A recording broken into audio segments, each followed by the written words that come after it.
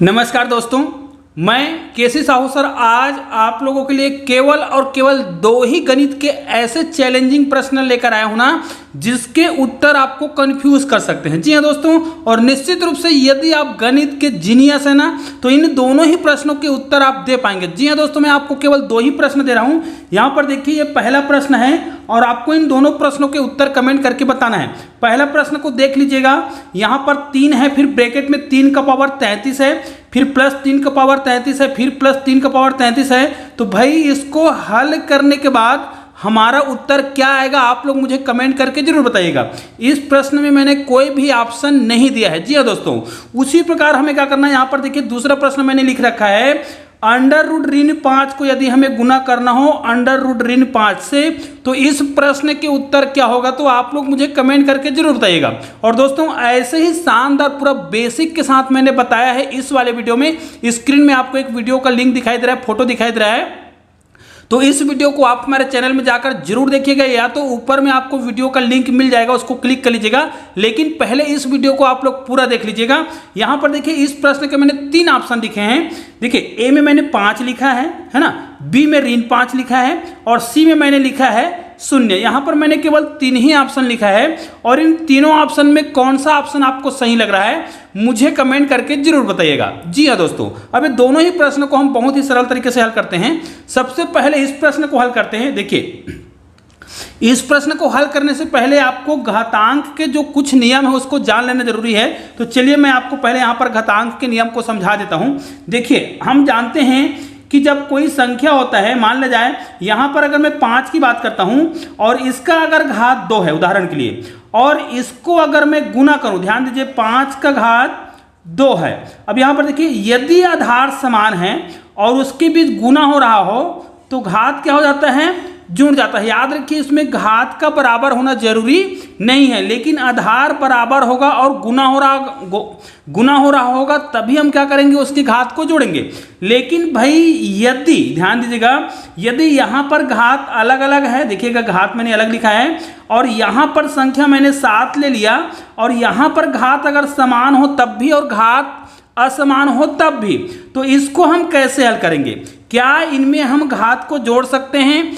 बिल्कुल नहीं। इस प्रकार की संख्या में हम क्या कर सकते हैं, घात को नहीं जोड़ सकते, क्योंकि जब तक आधार समान ना हो तब तक हम क्या नहीं कर सकते, उनको गुना नहीं कर सकते, है ना, उनके घात को जोड़ नहीं सकते, इसका मतलब। ठीक है, तो ये सूत्र तो हमें समझ आ गया है कि इसको हम क्या करेंगे, डायरेक्ट इनके घात को जोड़ नहीं सकते।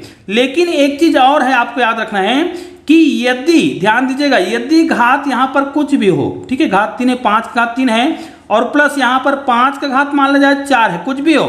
अब यहाँ पर देखिए, यहाँ पर आधार तो समान है लेकिन इनके बीच गुना नहीं हो रहा है, इनके बीच क्या हो रहा है, योग हो रहा है, प्लस हो रहा है। तो भाई यहाँ पर भी हम क्या नहीं कर सकते, घात को नहीं जोड़ सकते। तो इस कंडीशन में हमें क्या करना चाहिए, तो इसी कंडीशन के आधार पर आज के प्रश्न को हम बनाने वाले हैं।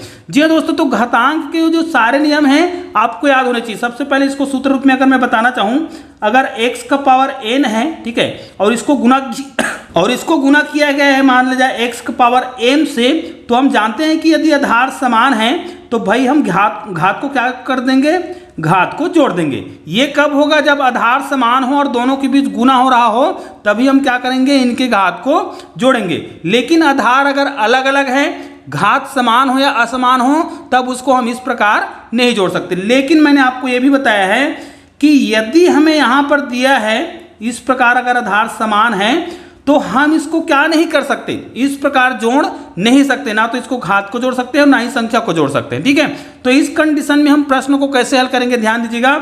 इसे हमें इस प्रकार हल कर लेना है कि इसमें हम कोई ना कोई संख्या को कॉमन निकाल पाए। तो इसके लिए बेसिक तरीका इस गणित के माध्यम से हम समझ जाएंगे। देखिएगा, इस प्रश्न को आप ध्यान से देखिएगा, क्योंकि इस प्रकार के जो प्रश्न आएंगे ना उसमें निश्चित रूप से घात का बराबर होना जरूरी नहीं है, लेकिन घात बराबर होगा तभी हम क्या करेंगे, इस प्रकार के संख्या को कॉमन निकाल पाएंगे। अगर घात बराबर ना हो तो जितना न्यूनतम घात होगा जो सभी में होगा उसको हम कॉमन निकालेंगे। तो यहां पर देखिए, इसको हम कैसे हल कर पाएंगे, निश्चित रूप से बाहर में 3 है ना, तो 3 को लिख लेंगे। अब मान ले जाए हम क्या करते हैं, सभी में देखिए 3 का पावर 33 है, तो भाई सब में से अगर मैं 3 का पावर 33 को कॉमन निकालता हूँ, देखिए 3 के पावर को मैंने 33 को कॉमन निकाल लिया, उसके बाद हमारे पास यहाँ पर क्या बचा, एक बचा, यहाँ पर भी क्या बचा, एक बचा, यहाँ पर भी क्या बचा, एक ही बच रहा है। ठीक है, अब देखिए हमें अभी हमने आपको सूत्र बताया था, यदि आधार समान है, देखिए आधार समान है और घात कुछ भी हो, यहाँ पर घात कुछ नहीं मतलब क्या है, एक है, तो आधार अगर समान है तो घात क्या हो जाएगा, जुड़ जाएगा। तो इसमें क्या करेंगे, 33 में घात 1 को जोड़ेंगे तो क्या हो जाएगा, ये 34 हो जाएगा, यहाँ पर घात 34 होगा, है ना। ठीक है, अब यहाँ पर गुना है और इसको देखिए जोड़ेंगे तो 1 2 और 3, तो यहाँ पर कितना आ गया, 3 आ गया।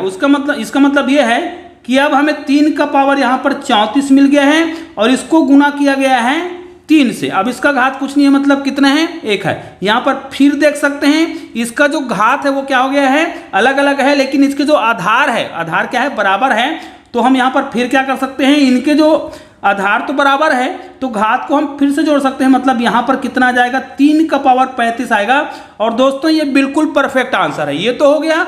चलिए अब दूसरे प्रश्न को देखते हैं जो बहुत ही महत्वपूर्ण है। निश्चित रूप से इस प्रकार के प्रश्नों को बहुत ही सरल तरीके से हल कर सकते हैं, लेकिन इस प्रश्न को हल करने के लिए आपको जो सूत्र है वो है उसको जानना बहुत जरूरी है। देखिएगा मैं यहाँ पर आपको बता रहा हूँ, यहाँ पर देखिए 5 दिया हुआ है, ऋण 5 है और 0 है। निश्चित रूप से आप लोगों को लग रहा होगा कि इसमें ऑप्शन कितना सही है, 5 सही है, लेकिन इस वीडियो को पूरा देखेंगे तो आपको समझ आ जाएगा। भाई हम जानते हैं कि ये जो ऋण 5 है और गुना किया गया इसको अंडर रूट ऋण 5 से, देखो अंडर रूट 5 को अंडर रूट ऋण 5 को अंडर रूट ऋण 5 से गुना किया गया है। तो चलो इसको मैं इस रूप में लिख सकता हूं, इसको मैं 2 पद बना देता हूं। यहां पर मैं 5 लिख देता हूं और यहां पर लिख देता हूं ऋण 1। ठीक है, फिर इसको गुना किया गया है 5 से और यहां पर कर देंगे ऋण 1। ठीक है, अब इसी का उत्तर हमें निकालना है। तो भाई हम इसको और किस रूप में लिख सकते हैं, अंडर रूट 5 लिखेंगे और इसको लिखेंगे ऋण अंडर रूट ऋण 1। ठीक है, उसी प्रकार यहाँ पर क्या लिखेंगे, गुना है तो यहाँ पर हम डायरेक्ट लिख देंगे 5 और यहाँ पर फिर लिखेंगे अंडर रूट ऋण 1। अब दोस्तों ये बहुत आसानी से हल हो सकता है, क्योंकि इन दोनों को तो हम बहुत आसानी से हल कर सकते हैं, क्योंकि अंडर रूट 5 और अंडर रूट 5 है, इसका मतलब इसको मैं इस प्रकार लिख सकता हूँ, अंडर रूट 5 गुणित अंडर रूट 5। अब देखिए हमने आपको पिछले वीडियो में बताया था कि अंडर रूट ऋण 1 का मान जो होता है वो क्या होता है, आई होता है, आयोटा जिसको बोलते हैं। और हमको ये भी पता है कि यदि इसी को हम क्या कर दें, स्क्वायर कर दें। देखिए इसी को यदि मैं स्क्वायर कर देता हूं तो इसका स्क्वायर हो जाएगा, तो इसको जब हम स्क्वायर करेंगे तो यहाँ पर जो इसका स्क्वायर होगा उसका मान कितना आएगा, वर्गमूल इसको कटा देगा, है ना, 2 को। अब यहाँ पर कितना आएगा, ऋण 1 आएगा। मतलब हमें यहाँ पर एक चीज समझ आ गया है कि आई स्क्वायर का मान कितना आएगा, ऋण 1 आएगा। और आई का मान कितना आता है, यहाँ पर मैंने आपको अभी बताया था, आई का मान कितना आता है, अंडर रूट ऋण 1। तो यहाँ पर देखिए यहाँ पर अंडर रूट ऋण 1 है, यहाँ पर भी अंडर रूट ऋण 1 है, मतलब अंडर रूट ऋण 1 के बराबर हम क्या लिखेंगे, आई लिखेंगे। यहाँ पर भी अंडर रूट ऋण 1 के बराबर क्या लिखेंगे, आई लिखेंगे। अब देखिए यहाँ पर ये अंडर रूट 5 गुणित अंडर रूट 5 का मतलब तो कितना होगा, 5 होगा।